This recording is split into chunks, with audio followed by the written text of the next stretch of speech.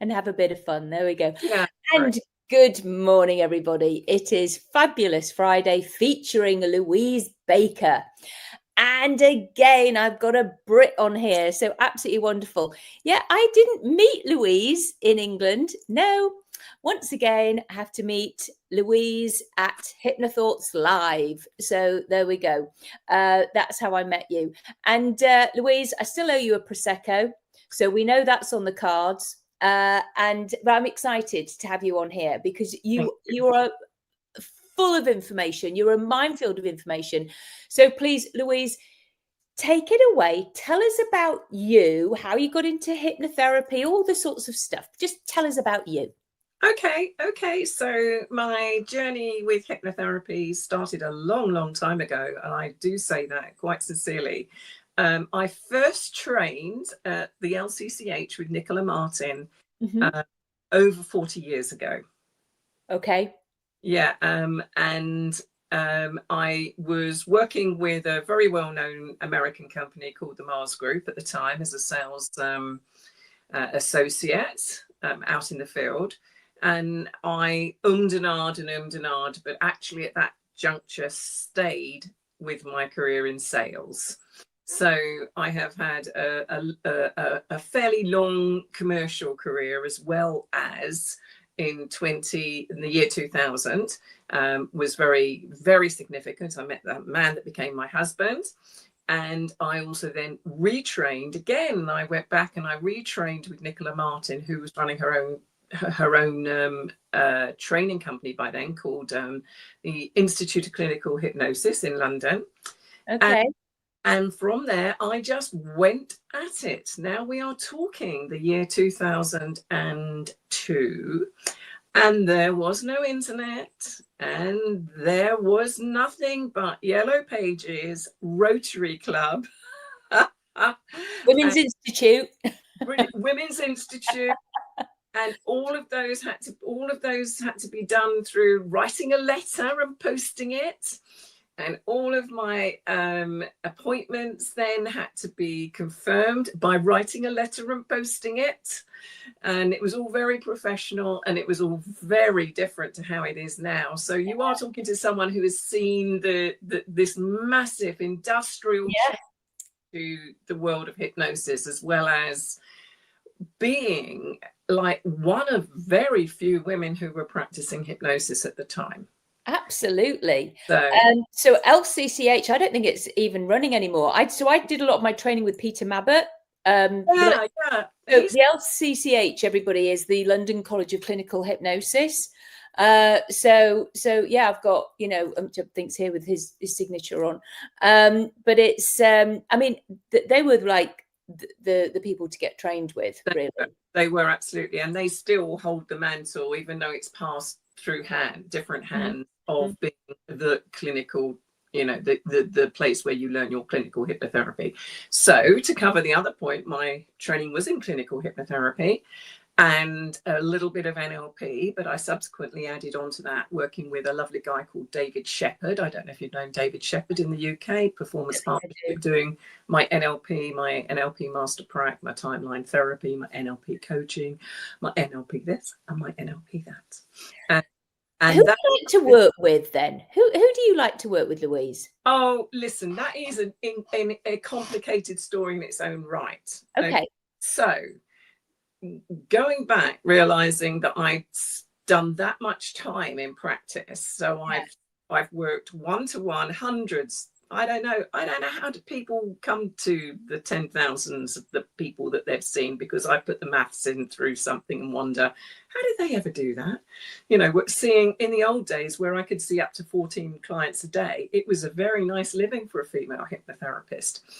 But as time went on, I realized I wanted to change the way I was doing hypnosis, and lots of other influences started to take hold of me, and I started to move a little bit away. You know that I'm very interested in the power of touch. I've got a little book here. I've got a little book which I would recommend to everybody's super book. I'm interested in the power and healing of touch, and I do a lot of work with the beauty industry now and people with cancer, working in that area. But to cut the very long story short, I only see a handful of people privately now, because my work is done in groups for charities within the charity sector. And this is where the title founder While I Wait comes to play. So I spend every Wednesday working with groups of people online. So I still see upwards of 30 people a week. So I'm very happy with that, because it really keeps my hand in. Yeah. All of those patterns and language patterns that we have, they're all still there. They're all being practiced, but we practice them in a very particular way. So what I do is a program which is about neuroscience-informed hypnosis. That's how my hypnotherapy practice has predominantly changed. I've really brought in the idea of what's happening in the brain and how do we make these changes at that really neural level. That's the stuff that really, really, really fascinates me now. And I do neuroscience-informed hypnotherapy, where I do a combination of techniques, teach people what hypnosis is, show them how it can help them. And then I do things like a lot of work on scan anxiety. Okay. And then the idea about While I Wait. So working on programs to do with mindset, thinking, oh, why do I let this thief of anxiety steal my life from me, when actually the life, no, they don't know yet at this stage how big that timeline is. So that's the kind of client I really like working with now. Yeah. People who are really up for getting over the trauma of their diagnosis. I work predominantly with people with brain tumours, but I'm expanding that now. And really looking at how they can not be dominated by their diagnosis all the time. Okay, so the diagnosis doesn't define them. The diagnosis doesn't define them. It does, as we all know, working with people, if you people have worked with people with all types of major events, people can so often, well, for anybody, because you know I'm a Nightingale dementia consultant. Well, I have to say memory consultant, because I'm in the state of North Carolina. So it's people living with, and their carers. Yeah, and the caregivers, the care partners, if you like, even. Yeah. So, and the people living with cancer, people living with a brain tumor, that's who you predominantly see. Yes. People living with anxiety, people living with ADHD, they are people first, in my opinion. Always a person first. People living with a disability, people. And so it's like, because otherwise it's the ADHD person or the Down syndrome person. No, it's a person. Yeah. And Down syndrome. You make such great points here, Claudia, because what happens is so many people step back from these people at the moment they need it the most, for somebody to talk to them in a matter of fact kind of way about, well, how do we deal with this? How do you deal with this? You know, you can't, it's not to keep looking out there for solutions. And this is one of the things I've really changed my practice with, from being, you know, when you're taught hypnosis, sometimes you can come away with the impression that the magic is in the words the person's saying. The magic is in a combination of the things that happen, and it's not really magic as far as I'm concerned. It's fabulous process, which is why I love you call the bunny talk process a process, because it's all about you know, taking people through a process and where their entry point is and where they can make sense of it and what they can hold on to and what resonates with them. That's what matters. That's really what matters. I agree, because the person again, they actually know what they need. They have all the answers inside of them, and we sit back and calibrate and listen and watch. When they're saying a thing, we go, that's the thing. They've just come up with it, because you can see by the way they go like that with their body, or something just happens, and you can just see the frisson, if you like, within them, and you go, and you say it again, they go, and because I just had somebody just recently, and I was saying something, and he goes, and the situation is tricky, so obviously I can't say it on here, but it's like this, I don't like that, and I go, I know, that's why I'm saying it, because we know what you don't like, and it's like, and it's important for him to know, for this situation, that he doesn't like that. So I'm noticing, and he goes like that. I go, okay, good. Now we know what it is. And it's like, so we're always watching the body language, everything, even the color of somebody's face. Yeah, I think this is a really, really interesting area. I have worked with, and it particularly is pertinent to the world of working with touch. And I think over the next 5 years, we're going to see this mind, body, body, mind, which is something that a wonderful, another Brit first helped me really start to think about, called Janet Thompson.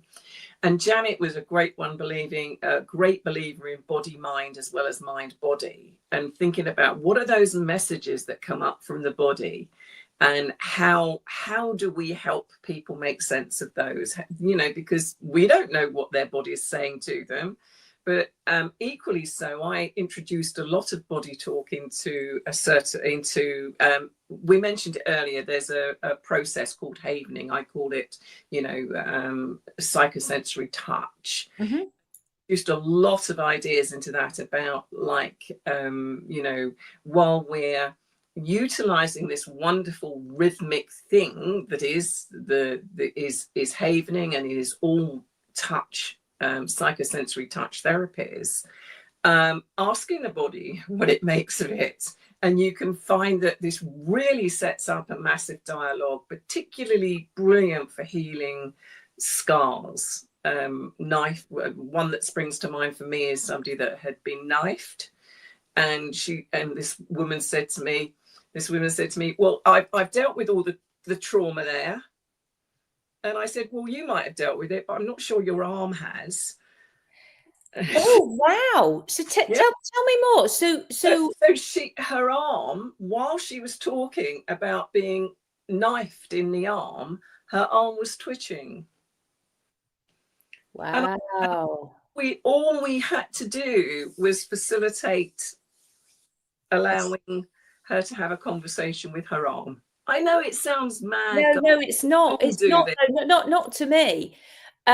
Because we know, Bessel van der Kolk, the body keeps the score. Yeah. Now, and it's interesting you say about the touch, Louise, because actually, goodness me, when I was 20, I trained as an aromatherapist in London, actually, because I used to live in London, and with the Aromatherapy Associates, and it was a fabulous course, and it was, and I am so grateful I did that, because of course it was all touch, and we had to do it's a specific movement. It's not an aromatherapy massage as in a massage using essential oils. It is a specific massage. And it was around the face, and it was this, and around the occipital, and all of that. And you're releasing the tension, and I absolutely loved it. And then when I became because I knew the massage so well, and I became a hypnotherapist. Again, I'm in America, I have to say hypnotist. When I combined the two, Louise. I did hypno-aromatherapy, because I knew my massage so well. And then I would take people on a guided meditation, and I could bring in whatever I wanted to bring in, because I could, because I don't use scripts. It's just all in my head. Yeah. We'd have a chat first of all, what they might want, what's important, what do they need, what do they want to change, really, what do they want to feel like. And so that was what I would do. And it is interesting, because every so often you can feel something judder within the body. Yeah. Whether it be just the buttock extra clench, whatever it is. And then I also used to do hypno Reiki. Right. And I would get images. Wow. In my head, and we would share them, and it was they said, oh, that I saw that as well, and it's quite interesting, it's quite fascinating. Well, and the colors, it is fascinating, because I'm coming at it from a different way. So a lot of the work I'm planning to do in 2025, and part of the work that kicked off this new phase of my career, is with the beauty industry. So this time last year, I was getting ready to go out to Malta to talk to a lot of beauty salon owners, and do what I also love doing, which is delivering meditations, whether we call them meditations or whether we call them hypnotic scripts. I'm not going to get into too much discussion about that. The evidence suggests that they do very similar things to the brain. The evidence also suggests if you call it hypnosis on a certain group of people, it can be more effective than meditation. Bit of placebo creeping in there possibly. But the most important thing was that we also did a little bit of neuroscience, and we also did some a group hypnosis on my most brilliant idea, my best version of my business, that type of thing, moving forward in time to find what it is you're going to do, your genius idea. And I've had feedback from 3 or 4 of the ladies. Granted, it was a group of about 28, but only 3 or 4. It doesn't surprise me, were ready to find their genius idea, pick it up and run with it. Because in group work like that, not everybody is in the place or the time. We know that in group work. But it may be. You may sow the seed, Louise, and in 6 months' time, it's grown.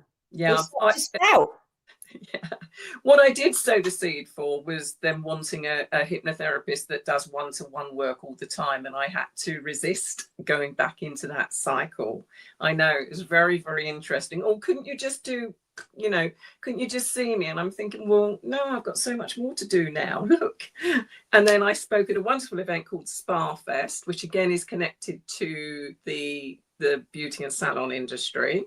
I'm speaking with them again, and I've set up a lovely relationship with a fantastic lady who does products. And this is where it comes back to what you said about aromatherapy, because I find myself talking about the neuroscience of smell. There you go. Yeah. Oh, absolutely. And I'm still always into my essential oils. I use them now. Absolutely.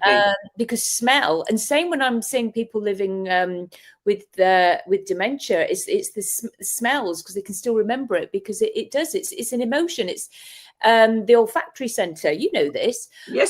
It's the biggest. It's huge. So it's and very specific types of smells. Once I started getting more involved in it, are very good for certain things. And we were talking about rose. Rose is one of my favorite smells, but rose is a really powerful smell for memory. Really powerful smell for memory. It's not one of the ones people automatically thinks about, but then all of a sudden you realize, oh, that welcoming roses round the door image.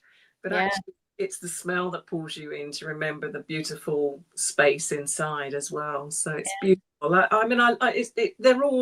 Everything is so interconnected, and it's so lovely to be able at this point in my practice to integrate the way I would like to integrate, and leave aside the stuff that isn't for me, and feel confident making those decisions, which I would encourage every hypnotherapist or hypnotist in the USA to do, to really find the thing that resonates for you in your practice. Don't take too much on all the time.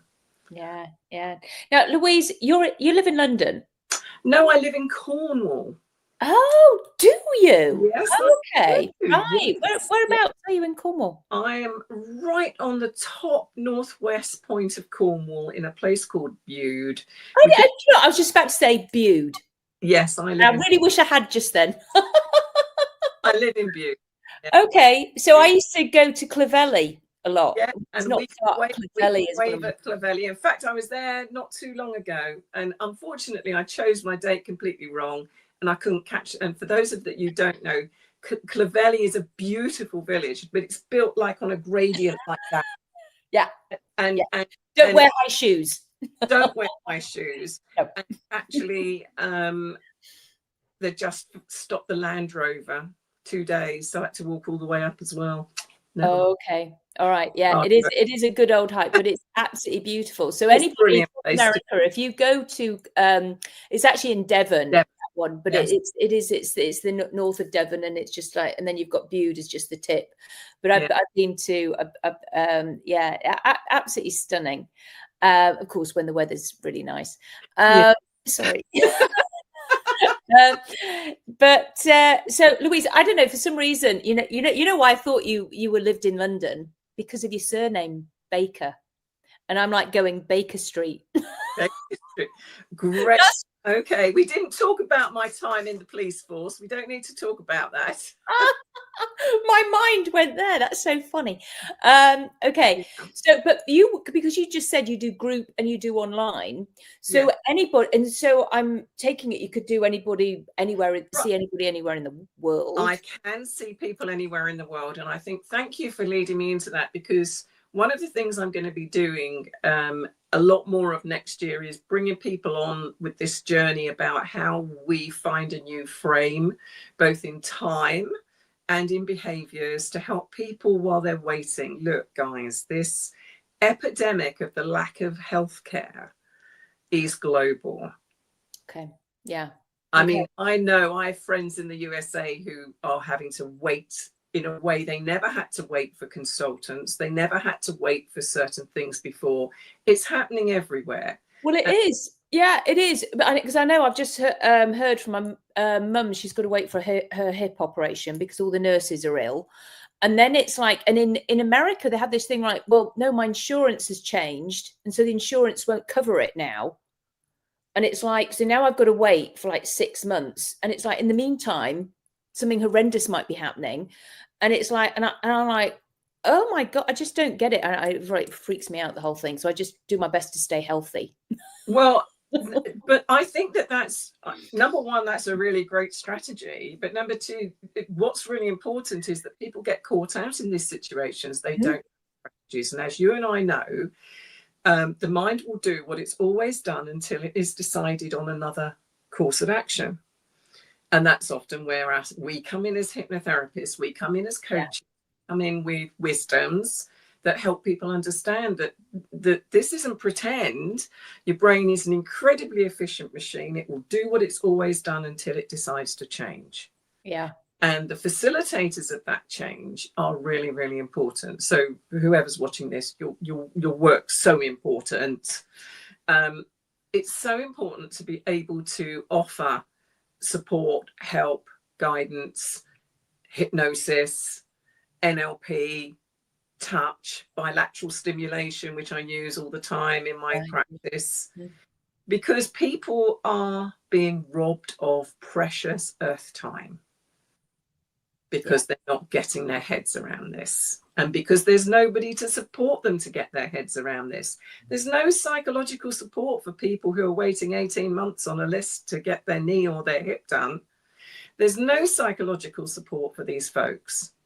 Because do you know what? You're right. You're right. And if you're doing it global, so we'll get your links in the comments. And do you know, you're quite right. I think you and I must work very similarly, because the bunny talk process, I actually, and there's a lot of my version of emotional intelligence coaching, so that people understand how the brain works and why they do certain things. And then there's the bunny eye movements.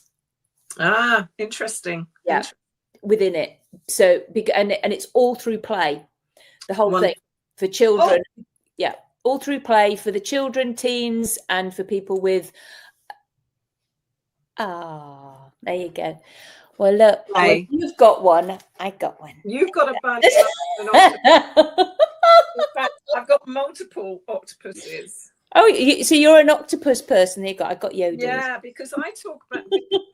Now look at us. Look at you and I playing with our inner children right now. Absolutely. We are showing off our cuddly toys.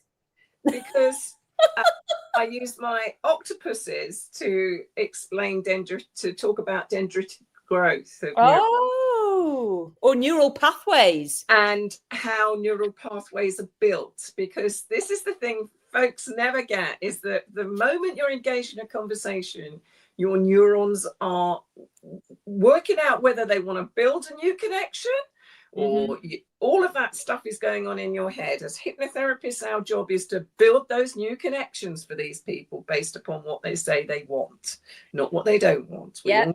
That's right. So I like to use my toys, because the toys do go straight in under the radar. Well, because you're anchoring it in. Because they'll go, oh, I remember it was the octopus. And every time now they see an octopus, they'll be thinking about their neural pathways because they can't not. So absolutely.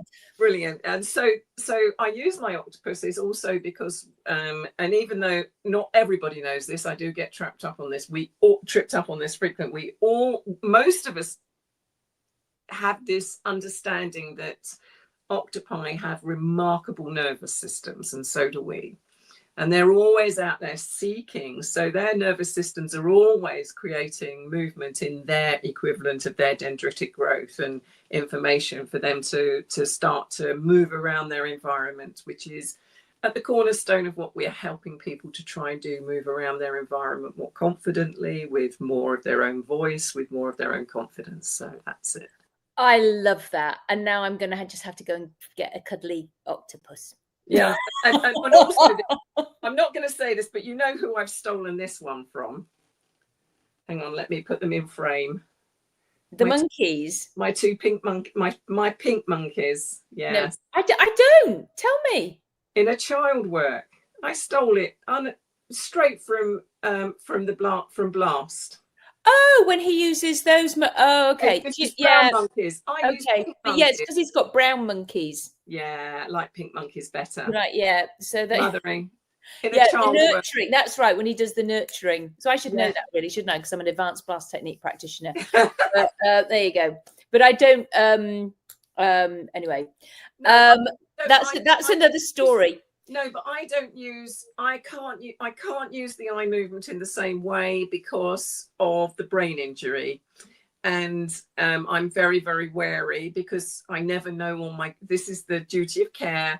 I never know on my groups the full history of somebody's experience. So to start getting people to do either eye strain, tapping, or eye movement, I can't do that. So I have to use the other bilateral stimulations just as a duty of care because yes, that's butterfly taps. Yeah, Louise, that's why I did Havening. Because of because my people living with dementia, it was just too much. But that it's just really is good.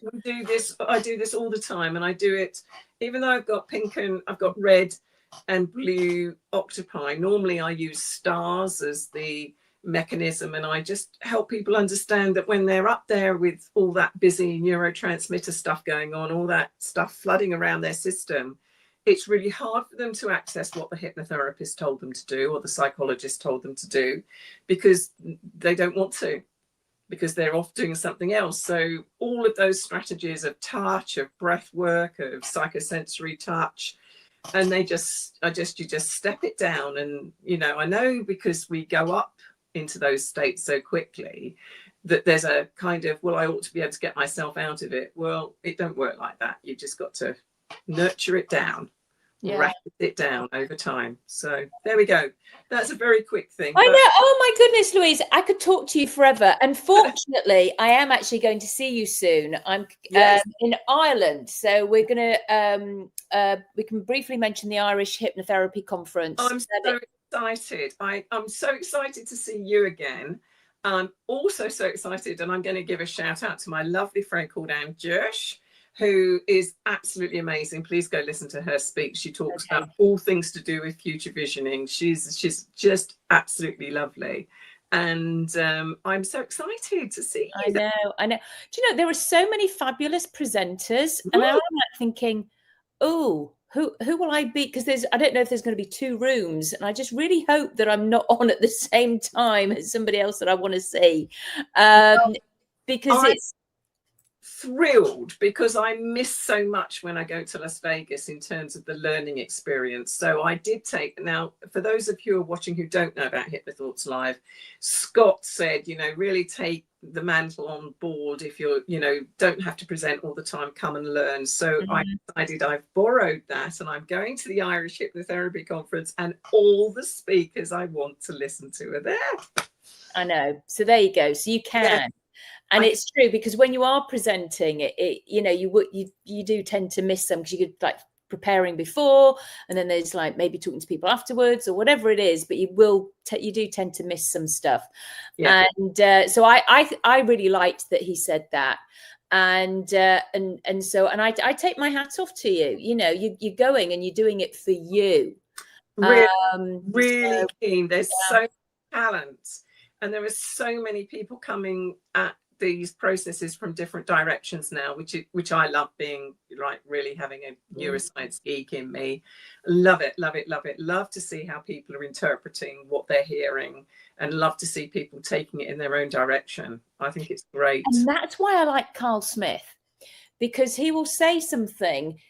He says, you know, take it, use my stuff, and then make it your own.